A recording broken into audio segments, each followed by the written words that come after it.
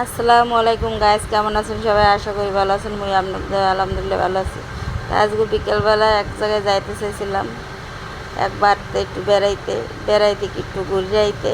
তা যাওয়ার পথে দেখি যে এত সুন্দর প্রকৃতির দৃশ্য, অপূর্ব, ন্যাচারাল, দেখার মতো, সবুজ গাছপালায় ঘেরা, সেই সুন্দর। তাই আমি এই চিকন রাস্তা দিয়ে ঢুকছি, বড় রাস্তায় যাইছি, পাশেই চিকন রাস্তাতে ঢুকছি। এই যে দেখেন, এই যে একটা হাক্কা মানে চার কাঠ দিয়ে পোল বানাইছে। ওই একজনে বেশাল বাইতে আছে, বেশাল দিয়ে মাছ ধরতে আছে, বুঝছেন?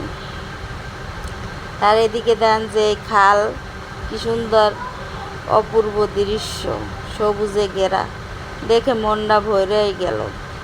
খুব সুন্দর টগরি পানা, দেখতে ভালোই লাগলো। তো অসম্ভব সুন্দর।